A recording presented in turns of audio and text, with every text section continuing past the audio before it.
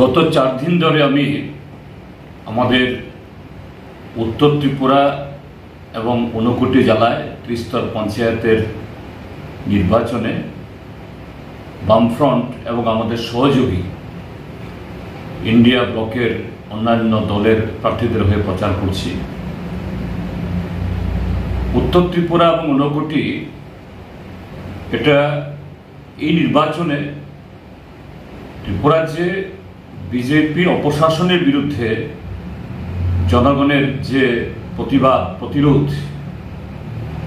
গণতন্ত্র পুনরুদ্ধারের যে লড়াই, সে লড়াইয়ের অন্যতম প্রতীক হিসাবে এই পঞ্চায়েত নির্বাচনে তারা অবতীর্ণ হয়েছে। এই দুটি জেলাতেও অন্যান্য জেলাতে যেরকমভাবে জবরদস্তি করে, সন্ত্রাস এবং বল প্রয়োগ করে বিরোধী দলের প্রার্থীদেরকে মনোনয়নপত্র জমা দিতে দেননি বা তাদেরকে প্রার্থীপদ প্রত্যাহার করার জন্য বাধ্য করানো হয়েছে, এখানেও চেষ্টা হয়েছিল জবরদস্ত, কিন্তু এটা হয়নি। এই 4 দিন ধরে এখানে ঘুরে আমার যে অভিজ্ঞতা হয়েছে, Kadamtala block, Kalachhara block, Jubarajnagar block, তারপর এখানে কুমারঘাট ব্লক, আজকে বিকালে এই চণ্ডীপুর এবং গৌরনগর ব্লকেও যাব। তো অভূতপূর্ব সারা যে ত্রিপুরাজ্যের জনগণ ভারতীয় জনতা পার্টি সরকারের বিরুদ্ধে যে কি ধরনের তাদের ক্ষোভ, একদিক থেকে প্রতিশ্রুতি খিলাপ, তার চেয়ে বড় কথা হলো গত 5টা বছর পঞ্চায়েতকে তারা লুটের আখড়া বানিয়েছে। ত্রিপুরাজ্যের প্রায় 6000 গ্রাম পঞ্চায়েত, 35টি পঞ্চায়েত সমিতি, 8টি জেলা পরিষদ, এই সবকটা হয়ে পরিণত হয়েছিল বিজেপির লুটের আখড়া।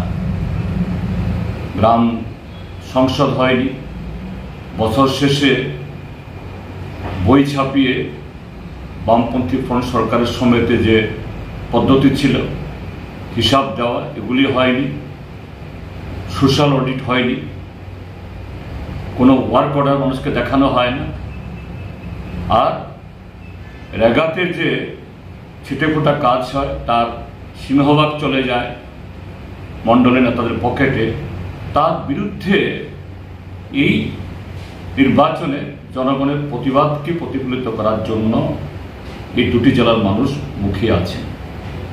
আমি বলবো এই দুটি জেলাতে যে ফলাফল, তার যে আভাস দেখছি, এটা শুধু লুটেরাদের হাত থেকে, অর্থাৎ ত্রিস্তর পঞ্চায়েতকে দুর্নীতি মুক্ত করার আকুতি না, এটা আগামী দিন গণতন্ত্র পুনরুদ্ধারের লড়াই বা সংগ্রামের এক নতুন মাইলস্টোন রচনা করবে এই নির্বাচন। আমি আজকেও 3টে জায়গায় যাব এবং সর্বত্র এখানে গত 3 দিন যা দেখেছি তারই প্রতিফলন ঘটবে আশা করি। এবং এটা শুধু এই উত্তর এবং ঊনকোটি জেলা কেন, যে অবশিষ্ট জেলাগুলোতেও যে কটা আসনে বহু লড়াই করে শহীদের এই একজন প্রার্থী খুইয়েও যে প্রার্থীরা আছেন, সেখান থেকেও একই ধরনের আভাস আমরা পাচ্ছি। অর্থাৎ যেখানে মানুষ সুযোগ পাবে এই ভারতীয় জনতা পার্টির যে একদলীয় শাসন কায়েম করা, জনগণের সম্পদ লুট করার বিরুদ্ধে জিহাদ হিসাবে এই পঞ্চায়েত নির্বাচন লড়াইটাকে পরিণত করার জন্য মানুষ এবার মুখিয়ে আছেন। আমরা সেটাই আমরা প্রত্যক্ষ করছি।